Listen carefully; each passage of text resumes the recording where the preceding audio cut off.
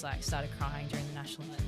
I sort of had this knack of anytime I was under pressure, I could get our team out of a situation with both. The reason I wanted to start bowling fast was Johnson. So go to detention or come and join me with the boys at lunchtime for cricket practice. Hey guys, it's Lachie. Welcome back to the pod. Today I sat down with Australian cricketer Hannah Darlington. She plays for the Thunder, she plays for the Breakers, and she's played for Australia. It was such a good chat. We talked about her injury at the moment, how she got to where she is, had a laugh, went through some cricket icks, everything. There's everything in this episode. Let's get into it. Hey guys, just a quick favor to ask that if you're not subscribed, can you please subscribe now? It's just going to help us build the show, get bigger guests on the show. It can help the show be better for you guys. You guys can get more out of it, be more entertained, and just build the overall level of the show. Now we're done with that. Let's get into the episode. Hannah Darlington, welcome to the pod. Thanks for jumping on. Thanks for having me. Yeah, I'm keen for this one. Obviously a big cricket fan, so it's good to have a pro cricketer on. I just want to ask you straight away, when I was doing my research about you, I heard something that said when you're in school, you hit a teacher in the head with a ball and you had the choice between being in the cricket team or going to the detention.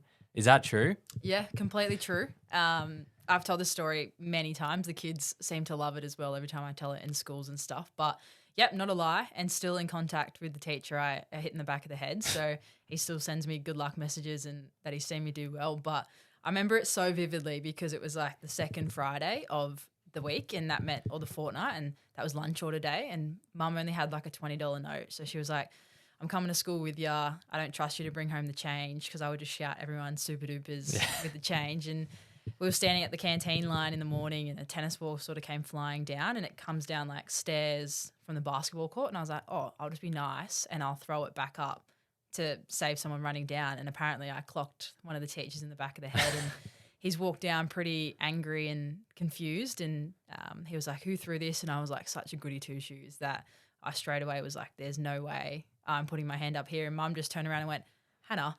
And I was like, thanks so much, mum. And he was sort of like, look, I'm pretty impressed you could throw it that far, but you've got the choice. Like, you can't really just hit teachers in the back of the head. So go to detention or come and join me with the boys at lunchtime for cricket practice. And I was like, perfect, get my lunch order and I can go match it with the boys, and haven't really left since. Yeah. Were you big into cricket before then, or was that kind of the start?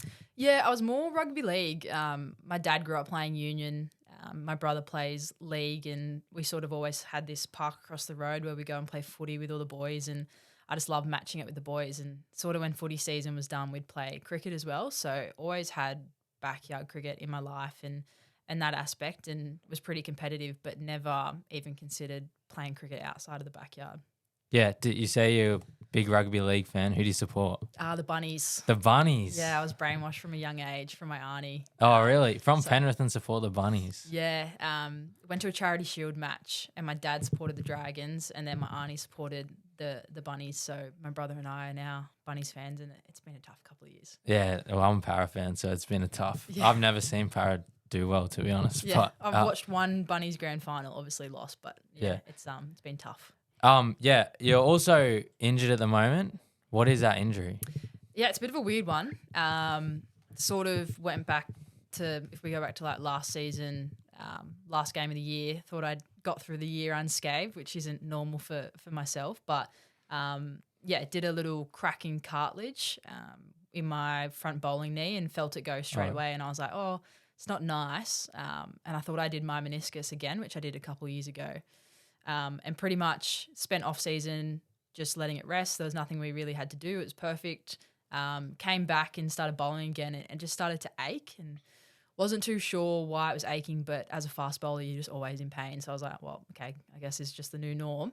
And then one day I just couldn't really jump, and we went and got it scanned, and it showed that there was a fracture in the lateral part of my knee. So not like kneecap, sort of like your genuine tibia.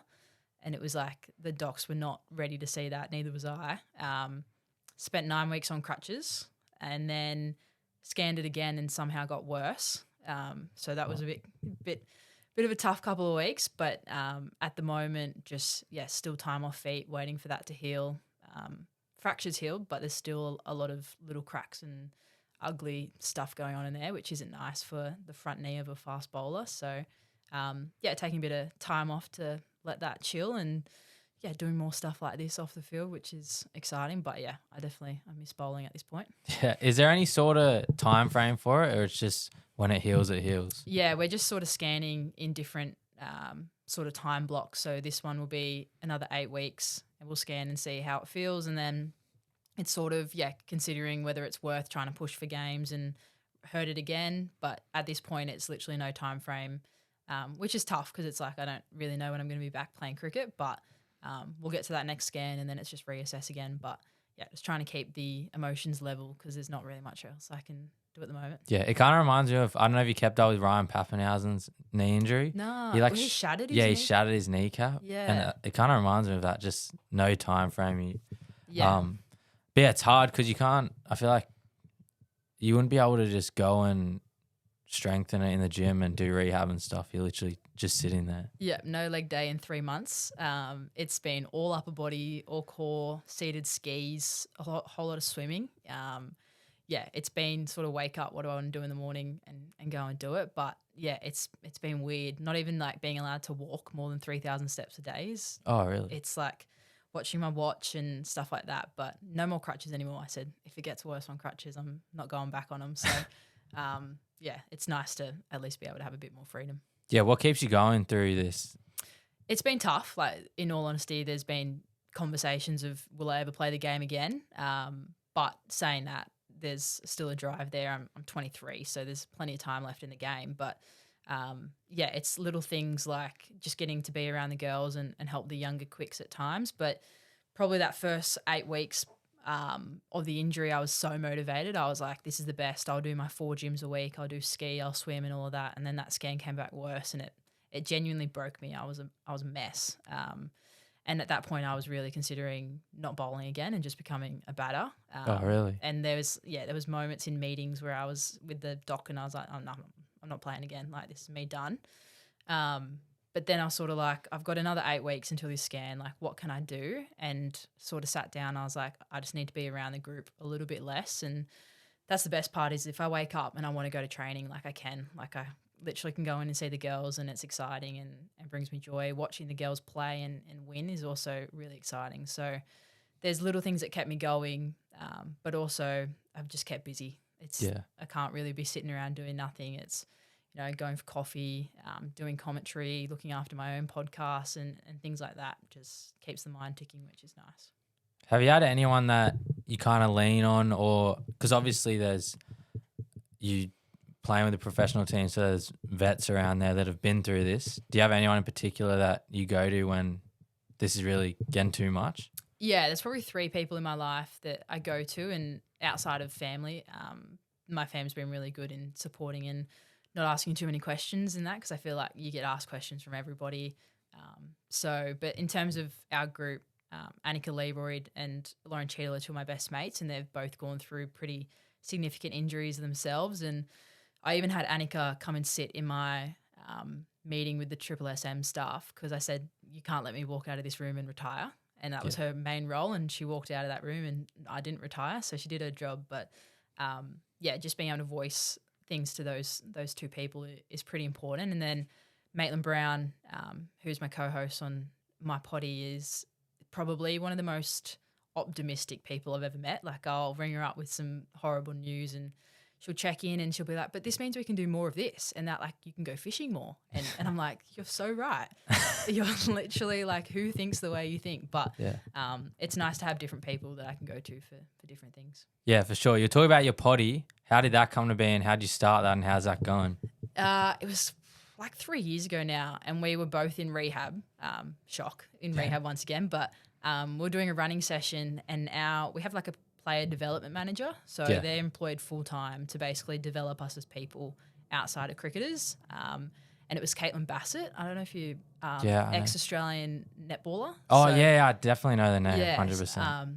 Absolute like gun netballer, came into our group and just was amazing. And she was like, you 2 should start a podcast. Like, you just ramble and talk so much shit. Like, you should just do it with a mic in front of you. And we were sort of 2 players that were starting to use social media and really lean into the profile that we had. And Mado did it incredibly, and I sort of was learning off her. And we sort of sat down and we were like, why don't we just do it? Like, I was definitely worried about what other people would think, and was sort of like, oh, I don't know if I want to be that player that like, oh, they're always posting on their socials, and I was worried about the judgment, and Maida was like, nah, let's just do it. Like, there's no need for judgment. And we sort of flipped it, and we're like, well, if there's a young cricketer out there who's too scared to reach out to a podcast that wants to go on one, they can come and reach out to us and be like, I really want to lift my socials, or I want to share my story, and haven't had the chance to before. So we were like, one, we can share insights about the game, and two, we can be an avenue for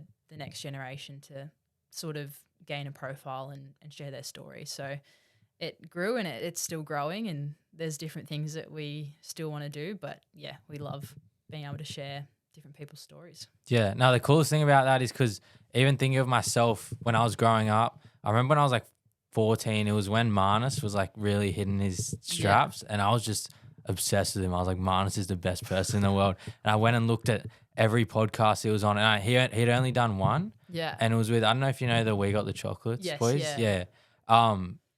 And that's how I like started listening to them, because they had Marnus on. And I feel like it's good you guys have a podcast, like literally your own podcast. So when people see you play and they like young guys, young girls, then they can come and listen to you guys every week. Yeah, it's been so rewarding, in some of the people we've got to meet at games, and they're like, we listen to the podcast to and from games because it's our motivation, or it's our like chance to switch on, or even recently we did like glow up episodes. So our first 2 episodes were obviously Mado and I's story, and we go back and listen to them and we're like, oh my God, like they are so cringy and poorly edited and all of this, and we're like, we need to do a glow up ep. And some of the messages we got after those episodes of, we love hearing your story and aspects of that were pretty special. And even seeing people walk around in our merch, we're like, this is the coolest thing ever. Like we still fangirl over the fact that we have people that wear our hoodies and stuff. So it's growing, but it's really cool. Oh yeah, so back to growing up, did you have a big cricket family? You said your parents were big into the footy. Were they big into cricket as well? Yeah, so my little brother, he's 4 years younger than me, and then my dad, we always were playing backyard cricket. My brother and I are super competitive, and that was sort of where we'd either play like in the front driveway, or we had the backyard as well, and the park across the road. So and there was probably 3 or 4 other families that lived sort of around that park, and we'd all just play cricket. So it was definitely a big aspect of our lives growing up, and I still have memories of like Christmas Day, skimming it across the pool, playing with my uncles and stuff. So, it was always highly ingrained in our family, probably more than footy, but it was footy that I saw the route I was going down. But, it was pretty cool. Yeah, were you actually playing footy? Nah, so I remember a moment where Dad was like, you've got to choose, because I was also playing netball growing up, and that's what Mum and I loved, and I was sort of deciding whether I wanted to keep playing netball, cricket, and then I was interested in footy, and Dad took me to the local oval and we watched the girls play, and I was like, there's no way. There's absolutely no way. They will flatten me. And I was like, I'm not the quickest, I'm not the strongest, like I'm sort of just like a middle ground, and I was seeing these girls and I was like, well, she's going to chase me, she's going to flatten me. I've got nowhere in between, and I was like, no matter how good my skills are, I don't really feel like getting flattened. So, walked away from that game, and I think Dad was pretty happy with himself that he got me not to play footy. You talked about Christmas Day. I feel like it's funny. You ask literally anyone about cricket growing up, and everyone will talk about Christmas Day. It's like playing backyard cricket on Christmas Day in the pool. Any Aussie. Next morning, Boxing Day test. Like everyone so good. Back around the TV. It's tradition. Yeah. Have you been to the Boxing Day test? Never been. Yeah, I want to go really bad. My brother's flying down this year, and part of me is tempted to try and make something happen, and might reach out to a few of the Vic girls and ask if they've got members Boxing Day tickets. Yeah, that'd be elite. Yeah, I think this year would be pretty special. Yeah. I've got a video here I want you to react to. I didn't tell you what it is. No, okay. Goes for 2 minutes. Obviously, it's of you. Okay. I didn't know what it was going to be, but okay. It's actually you getting your cap, Australian cap. Oh, yeah. So I just thought it'd be cool for you to react to it. Wow, that was a while ago. 2021. Yeah. Okay. So yeah, just there you go. Australian cap, number 145. I remember back to the shy 14-year-old kid I met in Alice Springs playing in My Paja Cup. hair. Now walking out to represent Australia together has been an awesome journey to be a part of. You continue to inspire the next generation of Ash young did Aboriginal so kids well. and shows them that there's a real pathway to play at the highest level. It's been a pleasure to watch you take every opportunity you've had and confident in your game no matter the opponent.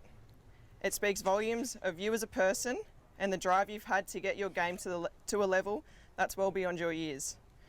I'm excited to see where your game can keep progressing to over your career and hopefully playing many games with you for Australia. I've got a funny story about Ash presenting. I got in caps, touch with a actually. few people to send their well wishes on this special day.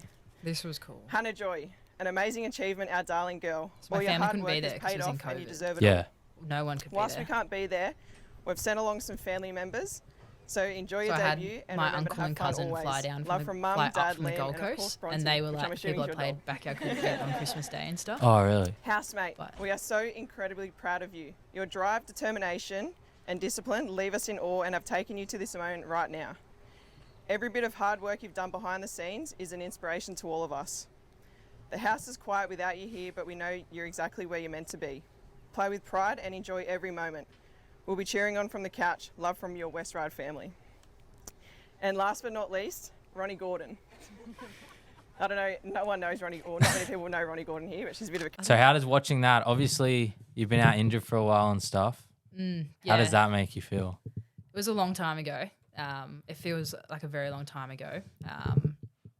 Yeah, there's still parts of me that I don't know if I'll ever play cricket for Australia again, but watching that obviously brings back the drive and stuff. But that moment was really special. Like Ash presenting my cap. She was the second Indigenous woman to ever play cricket for Australia and then presented me as the third. And yeah, I remember some really kind words and yeah, I think the messages from home really hit. And then I remember walking out to sing the national anthem and I was standing with Stella Campbell, who I've played cricket with since I was a kid. And I just like started crying during the national anthem. And yeah, it all felt pretty real at that point. So yeah, I haven't watched that. I don't think I've watched that in years. Oh, really? So yeah, it brings back some memories. You said you had a funny story about Ash Gardner presenting caps. Yeah, we What was that? I captained the Breakers for a couple of games, not too long before that, and Annika Leroyd, so my best mate, was debuting, and she's also an Indigenous woman. So we got Ash to present a cap, and Ash was on the plane writing Annie's cap presentation notes, and Annie's sitting next to her, not knowing she was playing yet. And I just looked over and I was like, oh, Ash, she has no idea she's playing yet. And then she also got a message from her dad or something being like, we can't make it. Dom, the head coach, has told us to try and get there. And Annie's like, well, I guess I'm playing because Ash is sitting here writing my cap presentation and dad's sending me a message saying you can't get here. So it was pretty funny though. I don't think she realised. Yeah. Speaking of debuts, you made your debut in the Big Bash at 15. 17. Or 17? Yeah. Really? I was 15 when I got my first contract. Oh, contract. Yeah. What was it like getting a contract at 15? It was weird. Like, I still look back and think like it's crazy that I was actually 15. I was in like year 9 at school. I also hadn't done anything. Like I was definitely signed on just potential. No performances to back that up. But I remember the CEO of Sydney Thunder came to like my school cricket presentation. I thought that was really weird. And I won like Cricketer of the Year and he came up and I was like, cool, I get like a Thunder jersey. And he's like, no, this is yours. Like we're announcing that you're signing for the Thunder. And I was like, whoa, this is like really cool. I was like, why is mum and dad here as well? It was just weird. But yeah, I ran drinks for 2 years and probably the best thing ever because I was nowhere near ready to play it at that level. And I was actually signed to the Thunder as a batter and couldn't get picked. So I started bowling in the nets for those 2 years, running drinks, and then, funny enough, got picked as a bowler. Wow. When I was, debuted at 17. What's it like? You're going to school, say on a Friday, and then on the Friday night you're going to run drinks for a professional cricket team. What's that like? Yeah, well, I still didn't even have my L's, so I was like getting mum and dad to pick me up. Some of the girls would come pick me up from school, which I thought was so cool. Like I was getting in the car with my professional teammates, but it wasn't too different though because I went to a sports school, so we had players who were playing for Sydney FC. They were training with league teams. Like you didn't really stand out, and I loved that. I think that was the best thing about going to a sports school is everyone around me was training professionally, pretty close to when I was. I was just contracted quite early, but yeah, I wasn't any different at school, and it just meant that I a couple of days I was heading off early or heading to tours or stuff like that. Yeah. When you're making your Australian debut, do you remember getting the call or the coach telling you, or how did you find out? Yeah, I remember we did a 2-week quarantine first to go into Brisbane, and we were in the training camp, and we all had meetings once we were in quarantine being like, here's your role clarity for the series. And it was a multi-format series, so 3 ODIs, 3 T20s, and then a test match. And they were like, you're not going to play the test match. You're a chance for the T20s and probably less likely for the ODIs. And ODIs were first, but Nick Carey in like a warm-up centre wicket dove and like tore aside.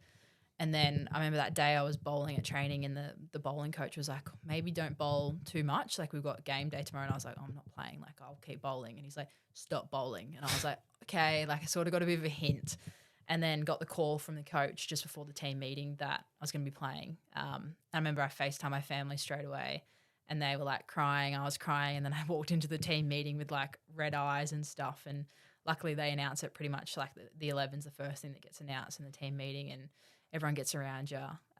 And then you sort of go through the Indian side that we were playing, and then next morning up and at 'em.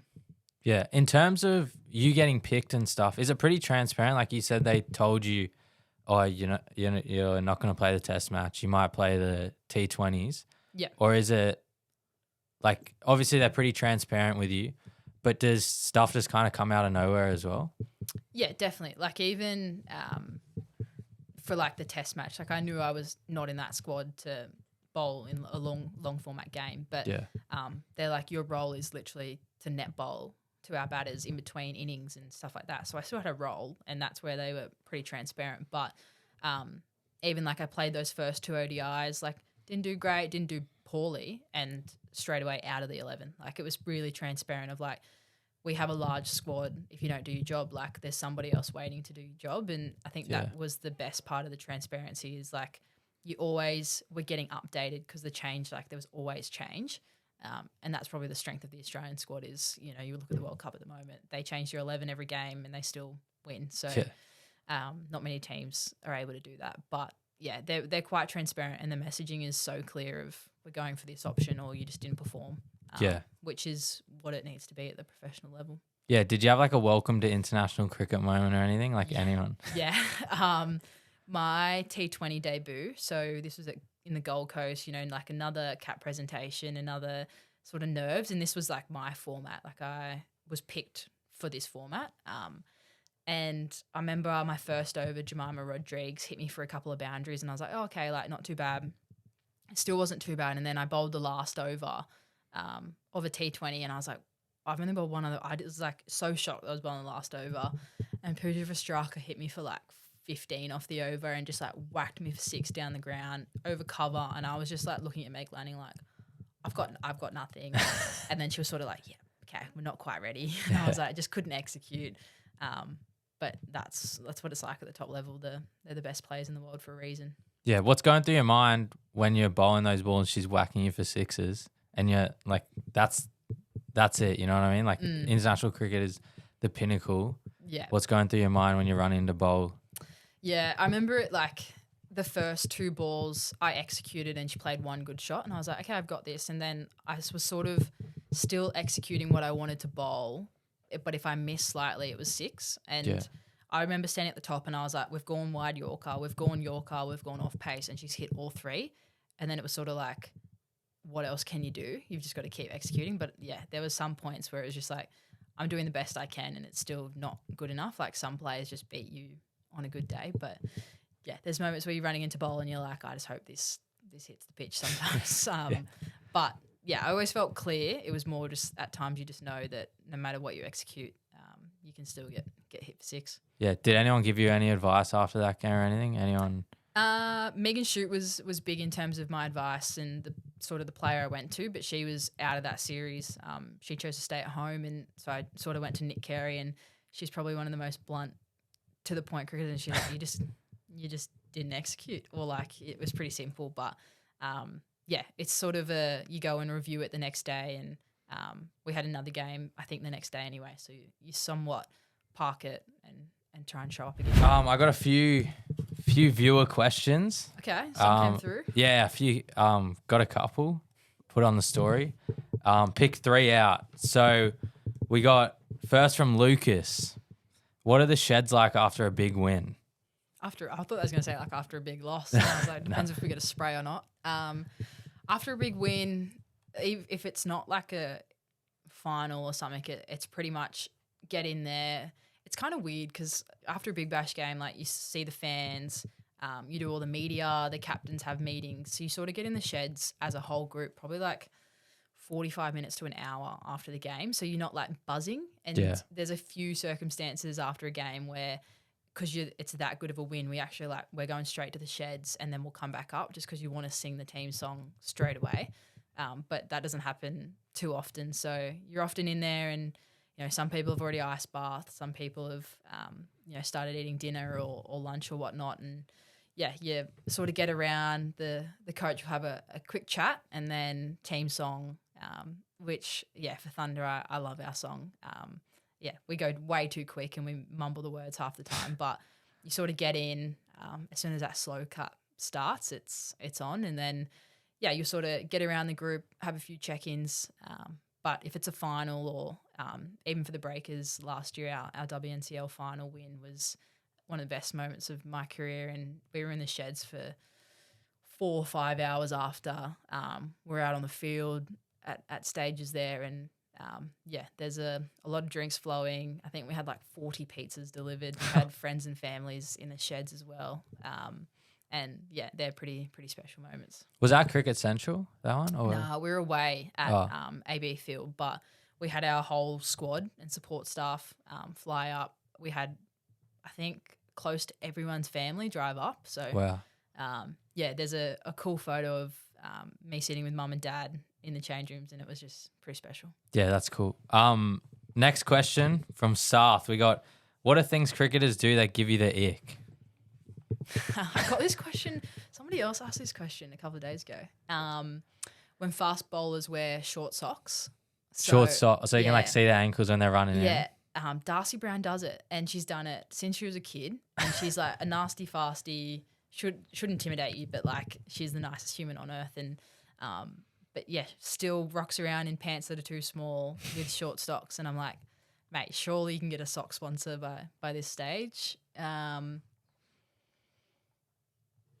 The other one is probably like it's I don't know if it's an ick, but it's also like against the game. But it's like when the dissent of like if an LBW shout and they like tap to their bat, and I'm like, come on, like, and worse if they don't hit it. Like it's like what are you doing? I think those aspects are like the over appealing, like the little things like that where it's like you actually can get in trouble for it, but it's really icky to get to that point. Yeah. Now, speaking of short socks, it reminds me of, you know, when you're playing like under 13s, 14s, when everyone's growing and then you come back. You come back after like the Christmas break or whatever, and obviously one kid's had a growth spurt and his whites are at like his knees pretty much. He's got like red socks on or something. Yeah.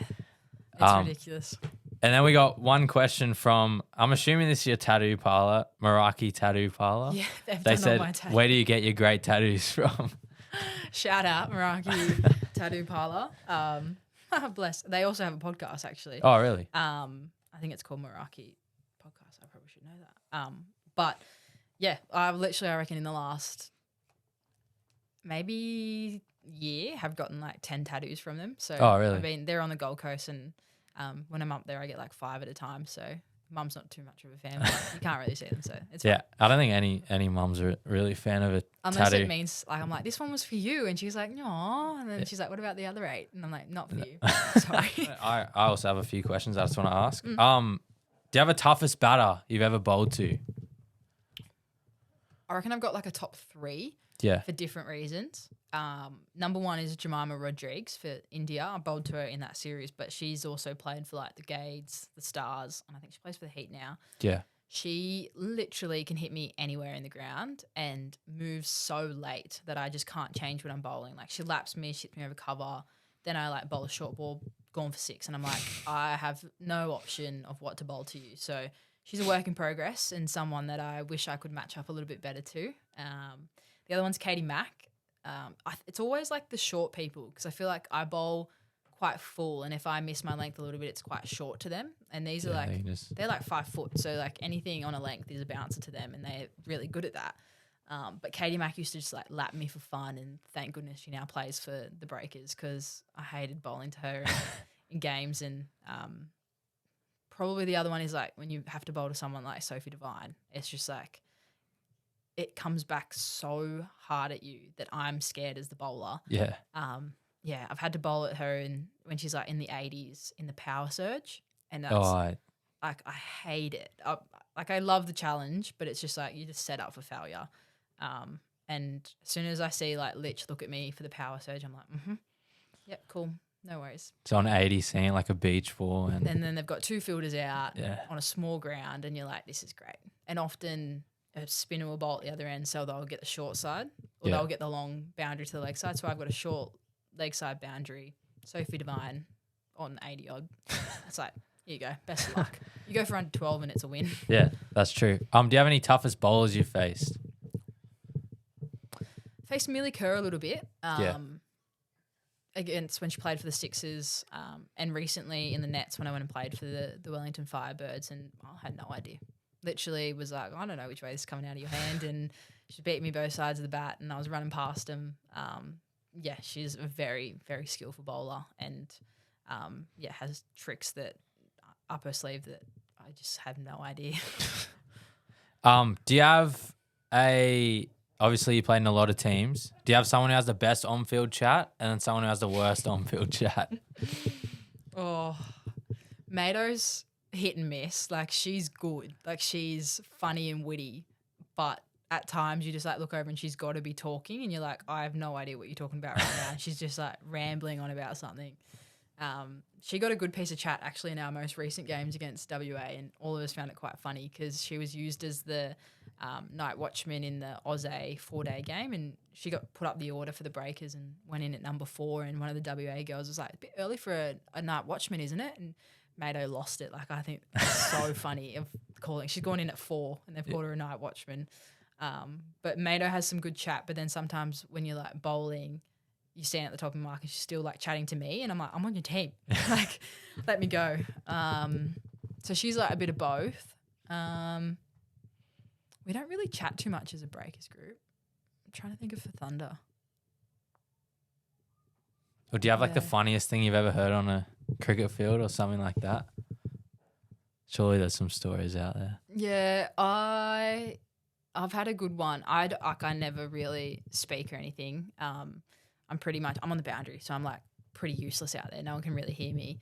But I remember a game we were playing for the Breakers and one of the batters kept going off with like injuries in the field, and we were like, surely she doesn't come out and bat, like you're injured. And she came out and batted. And when the 12th was running out, the lollies or something to her, I just sort of like, are you going to bat for her too? Because you fielded the whole innings for her. And the 12th like giggled and found it quite funny. I was like, yes, like I've got one. And then she's like run back off and went and told the whole bench. And I was like on the boundary and I turned around because I could hear like laughing and I was like looking and she's like, and I was like, okay, at least everyone found it funny. But yeah, little moments like that you have. But not too much of a funny person otherwise. I'm just, when I'm bowling, I'm just pretty much oblivious to what's going on. You're just locked in. No, I feel like you said a good one when the other team's laughing though. Yeah, I've made the bench laugh. Yeah, so exactly. that was a tick, but otherwise not too much. Have you heard of like any really bad excuses? I still remember playing this seniors game with my dad and this bloke walks off and he goes, oh, you boys wouldn't have seen it, but a bee flew into my helmet as soon as the bowler ran in. And I was like, mate, shut up. And I was like 13, so I couldn't say anything. Yeah. But have you heard any excuses as bad as that? Not really. When you get like a spicy net early on in the season, there's a lot of stuff rolling around and the quicks are on their high horse because they've just hit people's inner thigh for fun. We've got Claire Moore who like loves the battle, is like obsessed with, like if the quicks are bowling quick, she's like, get me in there, like I'll be the one to do it. But then when she gets hit, like is down like a sack. There's been some funny videos this preseason where she's get like hit straight inside edge into herself and she's like running around hysterical and we're all just pissing ourselves because we're like, It's like you wanted the battle, and here we are. Especially the start of the season, it'd be cold as well. Cold, and that hurts. the nets are nippy. The quicks, for some reason, all have a new ball, even though like half of you don't bowl with a new ball. And yeah, as that like all rounder, you sometimes get the quicks as well, and you're like they're bowling bumpers and into my ribs, and I'm like, come on, like where's the fast bowlers code here? But there's we get all of our trainings filmed, so we get like a little bloopers reel most days. There's like videos of Sarah Coit doing like drills and just tripping over her own feet flat onto the pitch. That's probably where more of the content comes and the excuses for why you got caught on camera doing something.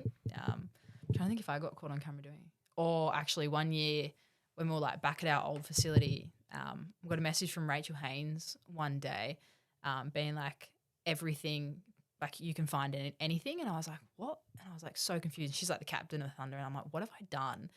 And we're doing like a fielding drill. You know when you've got like the big mat and you're practicing diving?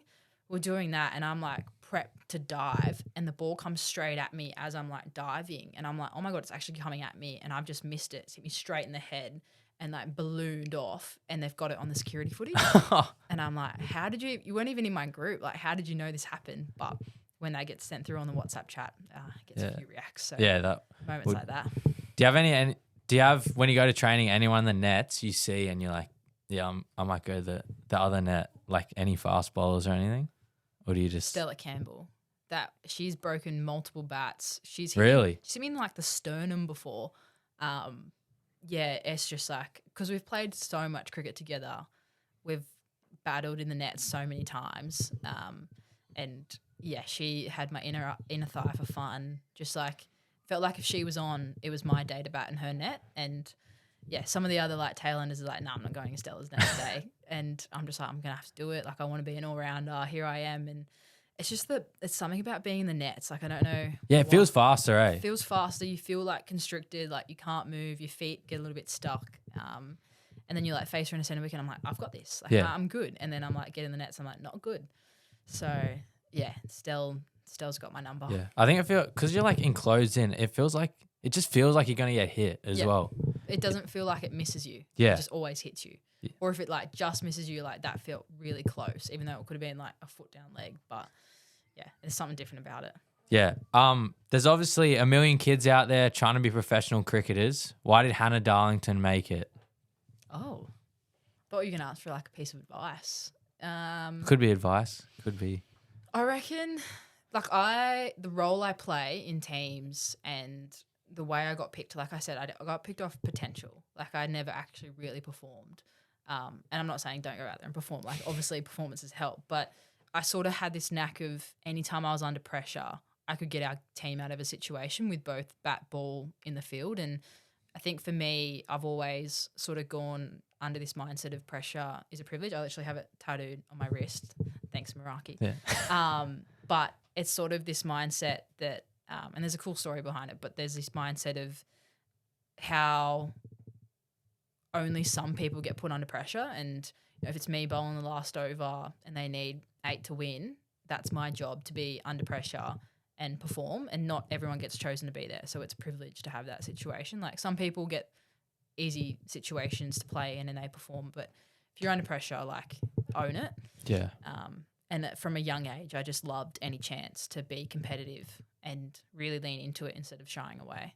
And I feel like your skills only develop when you're in those situations. Yeah, I feel like so many professional athletes talk about that, how you have to actually want the pressure, because if you don't want it, then it's just going to eat you up and you won't perform. It's also like how if you're under pressure, you're thinking about how you can win this situation.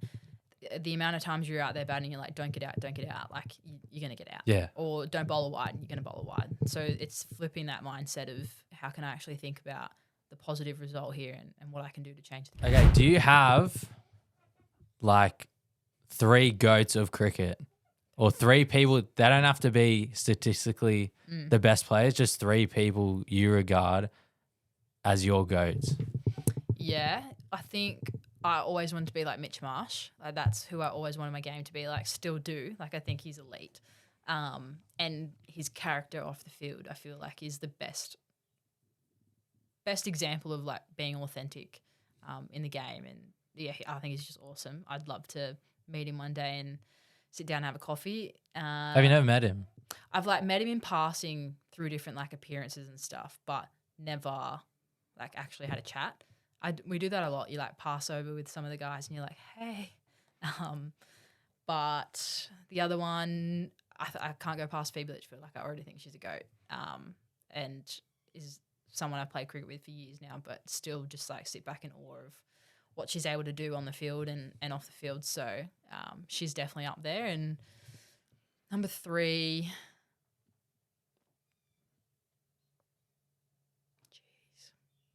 probably. Oh, I feel like the reason I wanted to start bowling fast was Mitchell Johnson. Yeah. I remember the Ashes series where he like broke Stuart Broad's toe and like wreaked havoc on the England team, and that was like the moment that I went to the nets and started bowling. I was always just a batter. So I remember like even like running in with like the way that he would like flick his wrist in his run up, and I used to do that and like still do it in my gather and stuff. And I'm just like, I think he was just the example of competitive and fierce. So yeah, that's probably my top 3. Yeah. What did you actually think about that Sam Constas moment?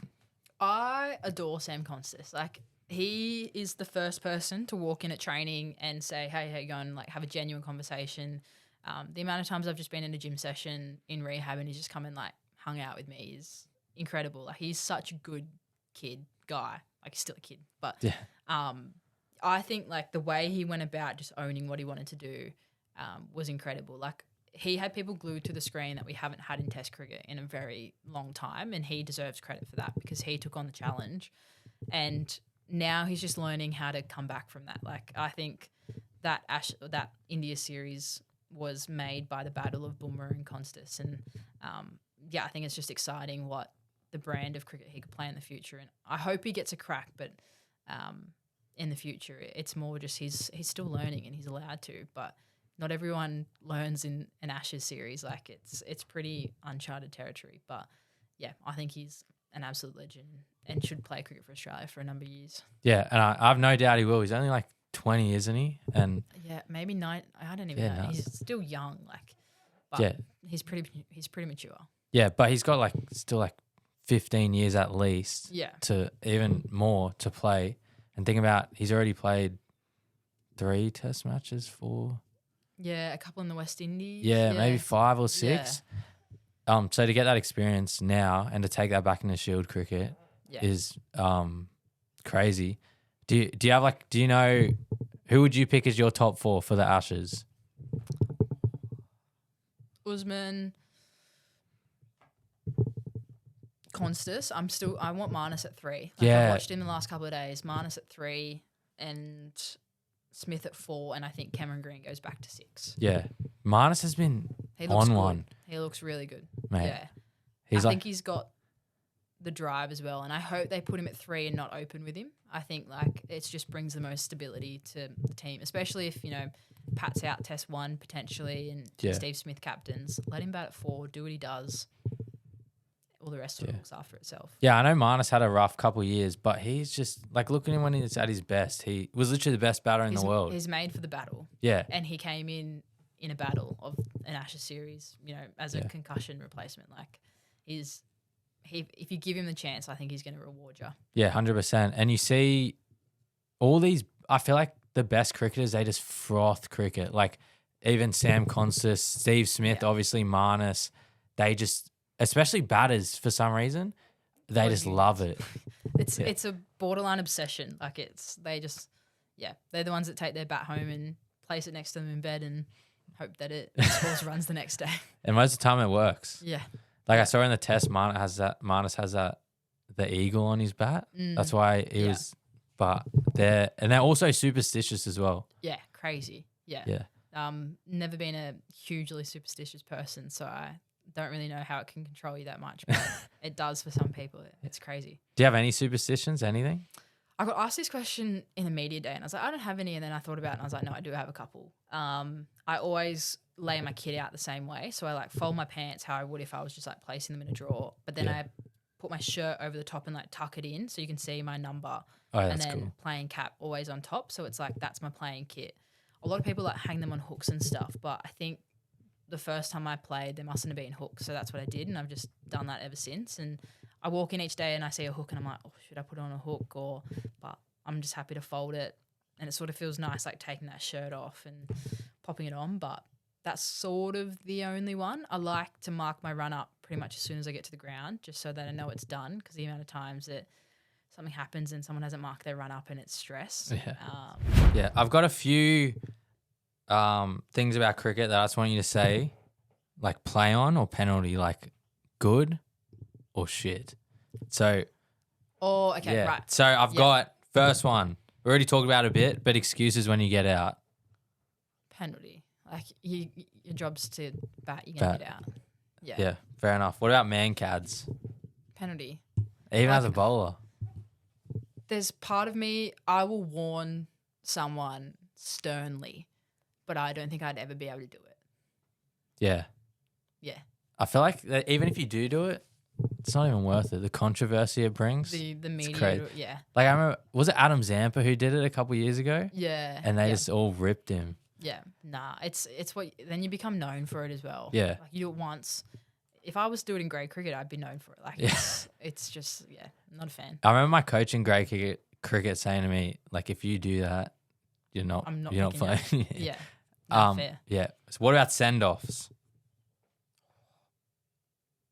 Play on, but if it's not like obsessive.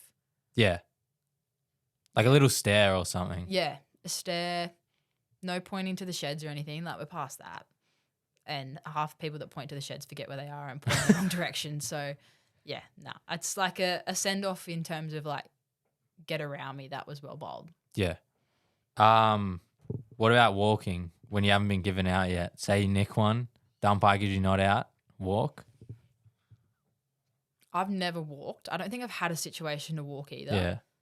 But I'm going to say penalty because the amount of times you get a rough decision.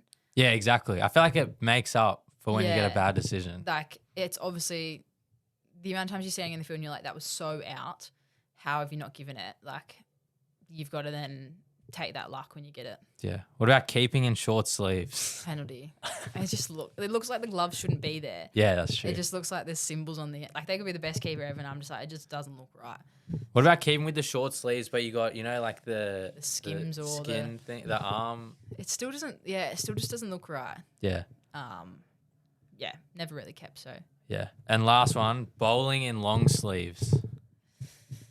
Play on. Yeah, we have a few quicks that do it. Sun protection is the priority there. But yeah, I think play on.